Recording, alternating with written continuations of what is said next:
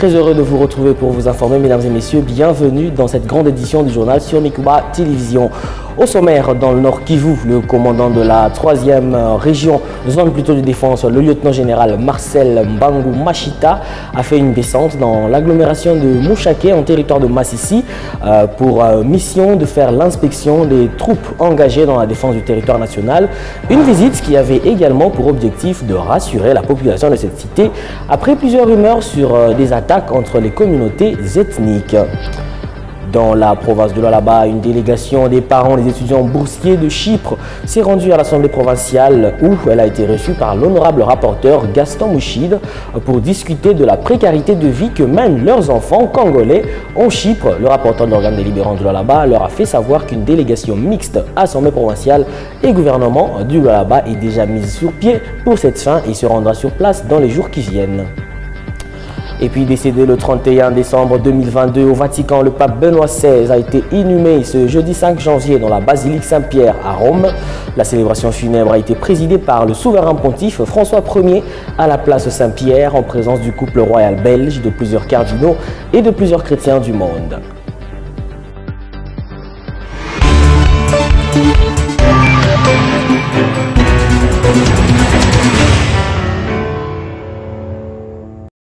Encore une fois, bienvenue à vous tous sur Mikuba Télévision. La précarité de vie que mènent les enfants boursiers en Chypre préoccupe leurs parents. Une délégation s'est ainsi rendue à l'Assemblée provinciale du Lualaba où elle a été reçue par l'honorable rapporteur Gaston Mouchide.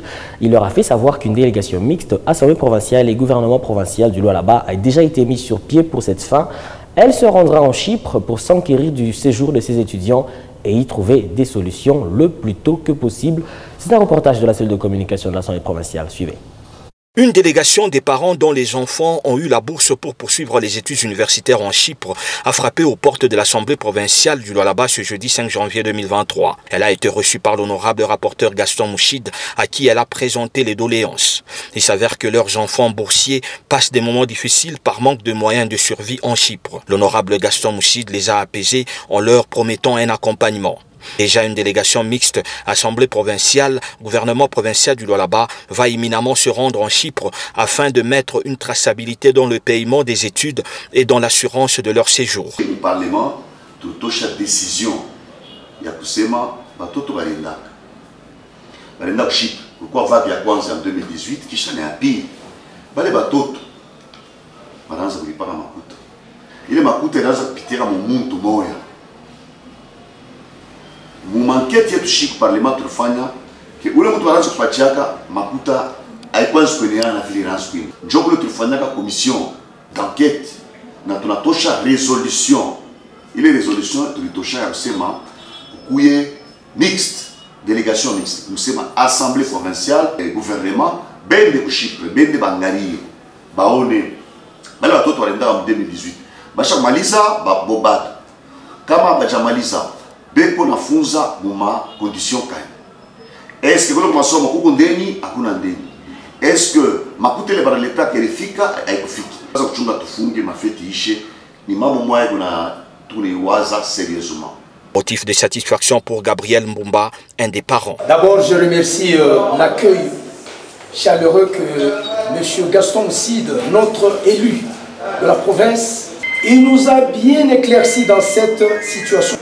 Je crois que nous remercions Maman Fifi, elle est là avec son gouvernement et même l'Assemblée provinciale de faire un effort à pouvoir résoudre à tous ces problèmes pour que nos enfants puissent mieux étudier dans les bonnes conditions, que nous ayons cette fierté de la province. Cette traçabilité sera faite pour rassurer la bonne destination des fonds pour ces futurs cadres de la République démocratique du Congo en général et de la province du Lualaba en particulier. Autre chose pour entamer la nouvelle année 2023 sur des bonnes bases, les fils et filles du diocèse de Kolwezi ont échangé leurs vœux ce mercredi 4 janvier. Réunis autour de l'évêque de Kolwezi, Richard Kazadi, plusieurs personnalités de la province du Lualaba ont pris part à la célébration, à l'instar de la gouverneure intérimaire de la province et quelques membres de son gouvernement. Suivez. C'est dans la salle des fêtes Immaculata de Kolwezi qu'ont été conviées différentes personnalités par l'évêché de Kolwezi pour une cérémonie d'échange de vœux pour l'année 2023. L'évêque émérite de Kolwezi, Nestor Ngoï Katawa, les religieuses et religieux ainsi que plusieurs acteurs de l'église catholique de Kolwezi étaient présents à la célébration, accueillis dès leur entrée par le prélat catholique. Les membres du gouvernement provincial, dont la gouverneure intérimaire Fifi Masuka Saini, ont répondu également présents. Hôte de la cérémonie, l'évêque de Kolusi, Richard Kazadi Kamba, a commencé par tracer les lignes de conduite pour l'année 2023 avant de faire une évaluation de ce qu'a été l'année 2022 dans son diocèse. Quant à la gestion pastorale des paroisses, je dois tout d'abord exprimer toute ma gratitude à tous les agents pastoraux, clercs et laïcs, pour le beau travail réalisé, parfois dans les conditions difficiles. Cependant, notre agir pastoral accuse encore quelques imperfections. On ne finira jamais d'apprendre. Les curés doyens sont invités à hâter les sessions de formation des différents acteurs pastoraux au sein de leur juridiction décanale. C'est notamment l'organisation des sessions de formation pour les catéchistes, ceux qui animent les communautés, les chapelles, et ceux qui préparent au sacrement, les différents animateurs des célébrations eucharistiques liturgiques, les animateurs des CEV et une formation biblique et théologique pour l'ensemble du peuple de Dieu. Invité de marque à cette cérémonie d'échange des vœux, la gouverneure intérimaire du Lualaba a remercié l'évêque de Kolusi pour les différents apports depuis son avènement dans le diocèse. Le mot nous manque chaque fois que vous nous écrivez, chaque fois que vous nous appelez. Votre dernier mot est toujours l'union de prière. Ce mot nous donne toujours les ailes, comme je l'ai dit. Nous donne toujours beaucoup de force. Nous donne toujours le fait d'accepter tout ce qui nous arrive et de nous réjouir dans la joie pour ce qui nous a manqué et que nous avons pu avoir. L'occasion faisant le larron, Fifi Masuka Saini a tenu également à présenter personnellement ses vœux aux religieuses et religieux présents dans la salle. Différents invités présents à cette cérémonie ont également formulé des vœux à l'endroit de l'évêque de Kolusi. Par cette cérémonie, l'évêque de Kolusi souhaite ainsi une fructueuse année dans le Christ à tous les chrétiens de son diocèse. Autre chose, le ministre provincial des Infrastructures et Travaux Publics, Machata Kayembe, a effectué une mission d'inspection pour s'enquérir de l'état d'avancement des travaux sur le tronçon Sandoa-Kapanga. Par occasion, ce membre du gouvernement provincial a formulé quelques recommandations à l'endroit de l'entrepreneur. À l'en croire, le projet évolue normalement malgré la présence de Dame la pluie. C'est un reportage de la cellule de communication du ministère des Infrastructures. Suivez. Après l'étape de réhabilitation de la route provinciale 607 à tronçon Kassaji-Sandoa, de près de 173 km, l'heure est au correctif de quelques malfaçons constatées par l'équipe technique du ministère des Infrastructures et Travaux Publics. Lors de la mission au Lualaba profond, le ministre des tutelles, Machata Kayembe Célestin, a palpé du doigt la réalité des travaux exécutés sur l'axe Mufulwa, village situé à plus ou moins 80 km du deuxième ville de la province du Lualaba. Les réseaux routiers reste un défi à relever de l'autorité provinciale, surtout en son tronçon Sandoa-Kapanga, d'où l'entreprise Omega, commise à l'exécution de ces projets, travaille à pas des géants. Pendant 7 ans, 24 km reste à réfectionner sur le 200 avant de relier Musumba, chef-lieu du territoire de Kapanga, d'où le gouvernement Masuka s'engage sans recul afin de relier la parole à l'acte, question de soulager les trafiquants qui empruntent cette route jadis plongée dans le paradis d'Angoissa. À cet endroit ici, il y avait de l'eau qui stagnait, il y avait des saignées qui n'étaient pas bien exécutées.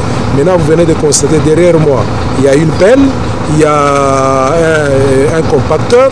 Donc, ils viennent maintenant arranger selon les recommandations que nous avons formulées là-dedans. L'entreprise est en train de respecter les instructions données par Madame le gouverneur de la province du Lualaba.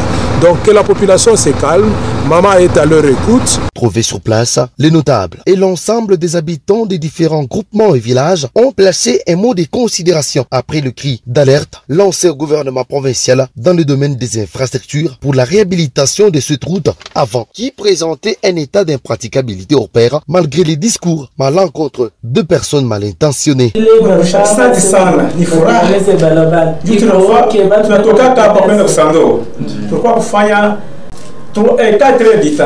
Ça veut dire qu'on a fait 2 heures ou 3 heures, mais 2 heures tout.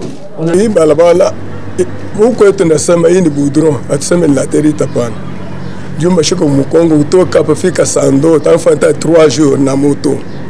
Sasa leo hata mtu na kinga anatoka paka Somija 60 km anafa aller retour fika ku Sando anarudi tena hapo. Tena tunaleta kisanti sana kwa mama gouverneur. Fifi Masuka. Jo atuaonaka gouverneur anafanya kazi hivi. Nje na kwa mzuri. Mimi namfelicite kama naongeza mashughuli pasho muongeza mashughuli nyingine. Lors de son séjour de travail dans le Lualaba profond, précisément à Kapanga, le dynamique Célestin Machata Kayembe a été ovationné par un groupe de jeunes leaders qui ne sont pas restés indifférents par l'acte posé par le gouvernement Masuka. Notons tout de même que l'autorité provinciale a un seul souci, celui de fluidifier le trafic routier sur toute l'étendue de la province. Infrastructure toujours, les travaux de remblayage d'une gigantesque tête d'érosion sur l'avenue Chemin Public dans la cellule Lupundu sont à l'arrêt. Il y a de cela 3 mois, avec des récents passages des eaux de pluie, la situation s'est empirée. Un enfant de 7 ans a été emporté par les eaux. Il y a une semaine, il est décédé. Voilà ce que relate la population. L'entrepreneur ne se laisse plus voir sur le terrain. L'érosion, elle s'agrandit à pas de géant. Et le danger devient de plus en plus permanent avec la tombée récurrente des pluies. C'est ce que nous dit ici Dorsam Tebiav. La présence des engins sur l'avenue Chemin Public dans la cellule Lupundu et du ministre des Infrastructures pour remblayer cette érosion qui menace les maisons le 14 novembre 2022 était un ouf de soulagement pour la population.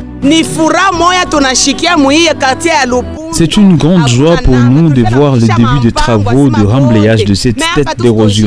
Nous étions à bout de souffle. Population, tu me remercie sana.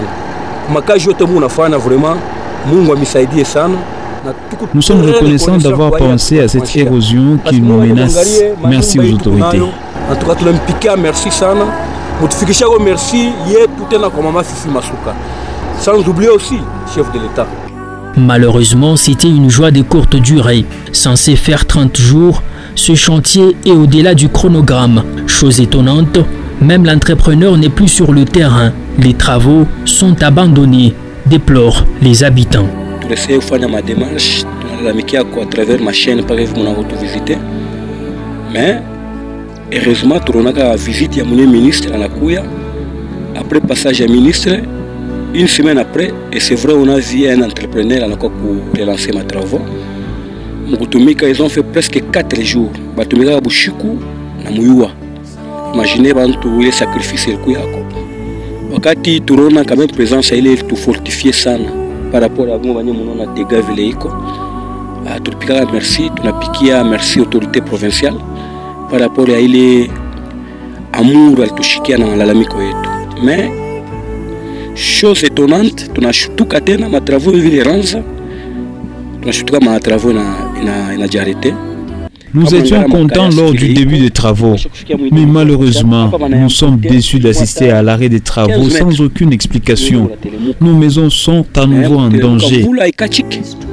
Bon, selon il est bon à toucher manger pour trouver ça va avoir une diligence moi et fulani banenda pour 2 ou 3 jours ils vont encore rentrer mais malheureusement Léo c'est pratiquement 2 mois.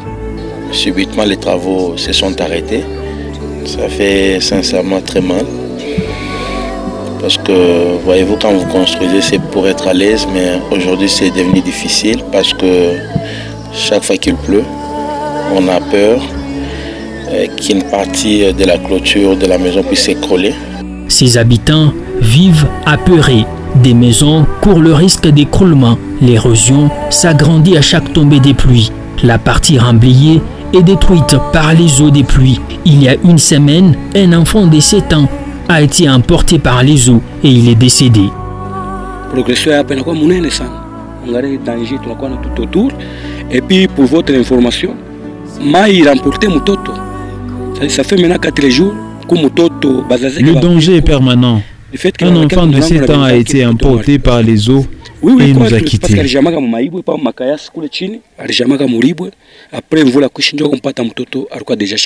L'avenue Chemin Public 2 connaît la même situation. Les maisons sont en danger. Est-ce qu'il se pourrait, après que la tête d'érosion de l'avenue en parallèle soit complètement arrangée, ce serait notre avenue, mais quand le travaux qui devait commencer en premier sur l'autre avenue ne sont pas encore commencés, c'est que nous on n'a plus d'espoir ici. Et voilà, chaque fois qu'il y a une pluie, nous on a mal et on est en train même d'envisager comment quitter cet endroit, parce que c'est un risque pour la famille, les enfants et pour nous, pour moi-même. Plusieurs chantiers initiés semblent être abandonnés, d'où cette phrase. Parce que construire une chose sans terminer, directement c'est détruire. Le jour du lancement des travaux, Célestin Machata avait évoqué que l'entrepreneur était pris au dépourvu. Nous remercions l'entrepreneur pour sa promptitude. C'est vrai, c'est dans son mandat, il est habitué à faire ce genre de travaux. Mais cette fois-ci, nous l'avons pris de pied levé parce qu'il était préoccupé à travailler sur d'autres chantiers. Mais quand nous l'avons appelé, il n'a pas hésité un seul instant pour venir intervenir. Une raison de l'absence de l'entrepreneur sur le terrain, s'interroge la population. L'entreprise Mouska, qui n'a pas donné les raisons de l'abandon de ce chantier, nous a laissé entendre qu'elle va reprendre les travaux d'ici quelques jours. En attendant, le danger reste visible et permanent. Poursuivons cette édition du journal lors d'un point de presse tenu ce mardi à Lubumbashi. Jean-Claude Muyambo, président national du parti politique La Solidarité Congolaise pour la Démocratie, SCODE, a annoncé sa candidature à la présidentielle de 2023. Une annonce qui suit son retrait de l'Union sacrée de la Nation, plateforme politique de Félix Antoine Tshisekedi, président de la République. Plus de détails avec Grace Kalong dans ce reportage. Il vient de s'ajouter sur la liste des compétiteurs à la présidentielle de 2023. Jean-Claude Muyambo Kiessa, président national du parti politique La Solidarité Congolaise pour la Démocratie, SCODE en sigle, s'est déclaré candidat à la présidentielle du 20 décembre 2023. Une annonce faite ce mardi lors d'un point de presse à Lubumbashi, devant les ovations de ses militants et donne lieu à son départ de l'Union sacrée de la Nation de Félix Antoine Tshisekedi. L'ancien bâtonnier du barreau de Lubumbashi justifie ce départ en affirmant qu'il n'est pas comptable de l'échec de l'actuel pouvoir, car n'ayant pas participé à la gestion de la chose publique. À chaque problème, il y a toujours une solution. Qu'on cesse de nous distraire. J'ai vu tous les caciques, les faucons qui ont eu à travailler avec le président Kabila se verser dans l'union sacrée. C'est-à-dire, pour moi, il n'y a pas eu un changement. Raison pour laquelle je quitte l'union sacrée et je vous informe que je suis le candidat président pour les élections de 2023. En outre, l'ancien allié du président Tshisekedi n'a pas écarté l'option de diriger la RDC en coalition avec Moïse Katumbi, son challenger, après les élections de 2023. Un prétendu consensus qui n'a qu'une seule motivation, le bien-être du peuple congolais, a lancé le président des SCODE. Ces derniers dit être conscients de la souffrance de la population congolaise et de l'insécurité qui met en proie l'Est de la République. Certaines discrétions estiment que ce départ de Jean-Claude Muyambo de l'Union sacrée de la Nation congolaise est aussi motivé par sa mise à l'écart dans la gestion de la République par l'entourage du chef de l'État. Né à Kolwezi dans la province du Lualaba, cet avocat a été ministre des Affaires sociales et de l'Action humanitaire sous les régimes Joseph Kabila, président honoraire de la RDC. Et puis en provenance du Lualaba, Daniel Malonga et Raïs Tamboué, cadres de la FDC, ont pris part à la matinée politique de ce parti le week-end dernier à Kinshasa. Une rencontre initiée par l'autorité morale de cette organisation politique, le professeur Modeste Bahati Lukwebo. Objectif, inviter les militants et sympathisants de la FDC à s'enrôler massivement afin de permettre la réélection du président Félix Tshisekedi, mais également celle de candidats de ce parti dans les provinces. C'est un reportage extérieur. Regardez. Ils étaient présents dans la ville-province de Kinshasa, la capitale congolaise, dans le week-end du Saint-Sylvestre.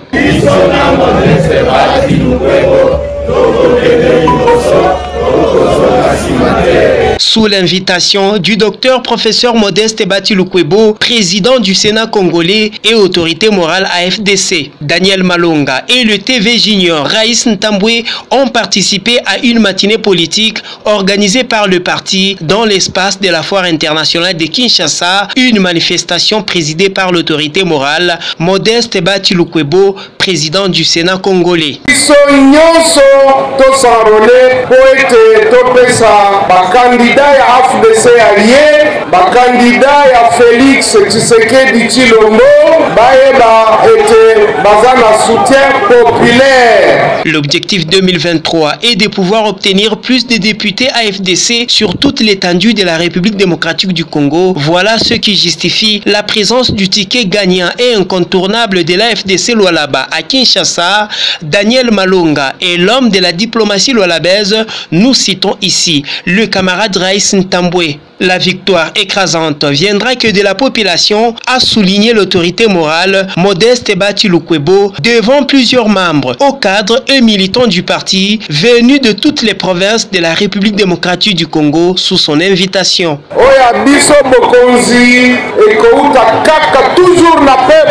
Peu avant la matinée politique, le ticket gagnant FDC Lualaba, l'infatigable Raïs Ntambwe et le ministre Daniel Malonga ont participé à une soirée de gala. Une rencontre stratégique, pas comme les autres, composée que de hauts cadres du parti cher au professeur Modeste Ebati Lukwebo de toutes les 26 provinces congolaises. Devant les membres de la conférence des présidents fédéraux AFDC, des députés provinciaux et nationaux, des sénateurs et mandataires, des ministres provinciaux et nationaux, le message de l'autorité morale était très clair à cette soirée des galas. Préparons-nous sérieusement pour les cycles électoraux de 2023. Déclarer en tout lieu et en tout le temps que le candidat président de la République démocratique du Congo est bel et bien son Excellence Monsieur le Président Félix Tshisekedi Tshilombo. Sensibilisons tout le monde pour l'enrôlement afin de remporter la majorité sur toute l'étendue de la République démocratique du Congo, au niveau provincial qu'au niveau national. Offrir le deuxième mandat au chef de l'État Félix Tshisekedi Tshilombo. Le président du Sénat congolais Modeste Ebati Lukwebo encourage tous les membres et au cadre AFDC pour atteindre au plus haut niveau cet objectif 2023 que prône le ministre Daniel Malonga et l'infatigable Raïs Ntambwe au Lualaba. Après plusieurs heures de travail de leur séjour à Kinshasa, Daniel Malonga et Raïs Ntambwe ont été reçus en audience spéciale par l'autorité morale de l'AFDC, le professeur Modeste Ebati Lukwebo. Mais dans la main, côte à côte, symbole de l'unité et de la fraternité, Daniel Malonga et Raïs Ntambwe rassurent une victoire écrasante pour le cycle électoral 2023 au Lualaba. Certes, c'est un ticket incontournable pour les comptes de l'AFDC Lualaba. Poursuivons ce journal, le commandant 3e zone de défense, le lieutenant-général Marcel Mbangu Machita, a fait une descente dans l'agglomération de Mouchake en territoire de Massissi pour faire l'inspection des troupes engagées dans la défense de l'intégrité du territoire national. Une visite pour également rassurer cette population après des folles rumeurs sur des attaques entre communautés ethniques. Les détails dans cette correspondance de Patrick Sialoa depuis Goma. C'est dans l'objectif de rassurer la population de Mouchake, une entité du territoire de Massissi, majoritairement habitée par la communauté tutsi-congolaise, que le commandant 3e zone de défense, le lieutenant-général Marcel Mbangu Machita, a fait mercredi une descente dans cette agglomération. Martel, le lieutenant-colonel Djike Kaiko Guillaume, porte-parole militaire en Provence. D'abord, ce que vous devez savoir, c'est que le commandant 3e zone de défense a tenu, n'est-ce pas, à effectuer ce voyage dans le cadre d'une inspection de commandement, mais surtout aussi rassurer notre population de Mouchake qui est en territoire de Massissi, que les forces armées de la République démocratique du Congo sont bel et bien présentes et que cette population n'a rien à craindre. Et surtout, le commandant 3e zone de défense a demandé à cette population de ne pas se stigmatiser, que personne ne traite l'autre de qui que ce soit, mais de rester soudé du fait que c'est ça le mode opératoire de l'ennemi, chercher à nous pénétrer, chercher à nous séparer de manière à ce qu'il puisse trouver de l'espace parmi nous. Et voilà pourquoi il était très important pour le commandant de 3e zone de défense de venir non seulement réconforter les militaires, mais aussi de rassurer notre population. Pour l'armée, aucune personne ne s'attaque à la communauté tutsi-congolaise, comme le font entendre les militaires rwandais pour justifier leur présence sur le sol du pays de Lumumba. Vous avez suivi ce que disent les autres, que la communauté Tutsi est en train de massacrer. Vous voyez derrière moi, les Tutsis, les Hutus sont ensemble, n'est-ce pas? Ils sont tous unis pour la cause Congo. Ce sont les Tutsis congolais et les Hutus congolais et toutes les communautés sont bel et bien chez eux en République démocratique du Congo. La preuve, c'est celle-ci. Donc, nulle part, aucun Tutsi n'a été massacré, aucun Hutu n'a été massacré. La population congolaise est unie et restera unie derrière les forces armées de la République démocratique du Congo. Voilà ce qu'est venu aussi constater le commandant 3e zone de défense à travers cette visite d'inspection et de commandement. La population de Mouchaké est déterminée à soutenir son armée et appelle au renforcement des positions autour et dans cette entité. Et puis, depuis plusieurs semaines, la force militaire de la communauté économique de l'Afrique de l'Est sont en République démocratique du Congo pour restaurer la paix dans la partie est du territoire national. Elle s'est même déployée sur le terrain au cours du mois dernier, le mois de décembre. Après plusieurs ultimatums fixés au M23, les terroristes n'ont toujours pas libéré le territoire conquis. Cette force est-elle plus diplomatique que militaire? Tentative de réponse avec des analystes politiques dans ce récit de Léopold Kingou. Après son déploiement sur les terrains en République démocratique du Congo, la force de l'EAC, la communauté économique des pays de l'Afrique de l'Est, procède par le lancement des ultimatums, les appels au cessez-le-feu et la médiation avec le M23. Pas encore jusqu'ici un affrontement militaire avec les terroristes qui ont même pris de nouvelles positions dans le territoire de Rutshuru. Pour Théodore Mafo, analyste politique, l'État congolais doit revoir cette démarche car cette force n'a encore rien démontré. Les forces s'implantent, mais qui va mener bataille d'abord principalement? C'est l'État congolais qui doit mettre des stratégies pour bouter dehors l'ennemi. Il ne faut pas attendre que les forces là-bas. Moi, aujourd'hui, je doute un peu. Nous devons que ce n'est pas l'Occident qui viendra construire le Congo. Ce n'est pas l'Occident qui viendra, disons, combattre à notre place, ni moins cette force-là. Vous comprenez? Pour Sylvain Cantolomba, analyste politique, ce constat s'explique par la composition et même le plan opérationnel de cette force.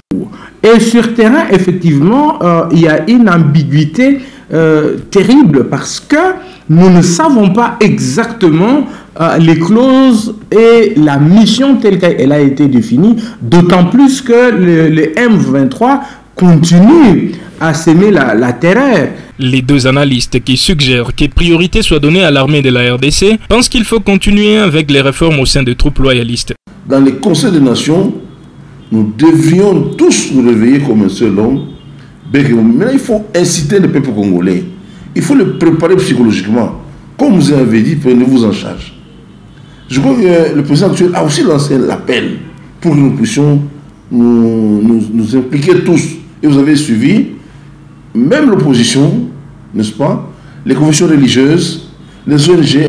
Vous savez bien que la question sécuritaire, la question de souveraineté, la question de l'intangibilité de notre territoire, c'est une question qui relève premièrement de la République démocratique du Congo. Et puis le pape émérite Benoît XVI a été conduit à sa dernière demeure ce jeudi matin. C'est le pape François qui a présidé les funérailles de son prédécesseur au cours d'une cérémonie inédite à la cathédrale Saint-Pierre de Rome. La messe qui a débuté à 9h30 a duré 2 heures. Des milliers de fidèles ont pris part auprès de la dépouille une dernière fois. Luis Fatou nous en dit plus dans ce commentaire. Les obsèques de Benoît XVI, décédé samedi 31 décembre 2022 à l'âge de 95 ans, se sont déroulées ce jeudi 5 janvier 2023. Présidé par le pape François, les funérailles du pape émérite ont vécu à partir de 9h30 à la place Saint-Pierre à Rome, en présence de plus de 50 000 fidèles, auxquels se mêlaient des chefs d'État et des têtes couronnées, qui ont afflué pour dire au revoir à leur pape bien-aimé. Pax vobis. Et cum spiritu tuo. Benoît, que ta joie soit parfaite en attendant la voix de Dieu définitivement et pour toujours, a lancé le pape lors de son homélie prononcée depuis l'autel dominant la gigantesque esplanade devant la basilique. Cette messe de rite latin et en plusieurs langues était concélébrée par plus de 4000 cardinaux. Le corps du pape émérite a été transféré vers la basilique où s'est tenu un rituel de bénédiction. Le cercueil a ensuite été déplacé à l'intérieur de la basilique Saint-Pierre pour y être inhumé.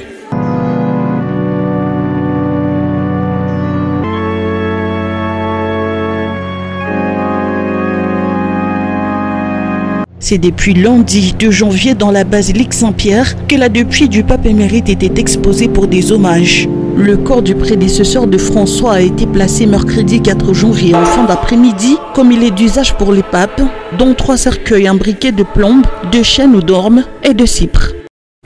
Et c'est la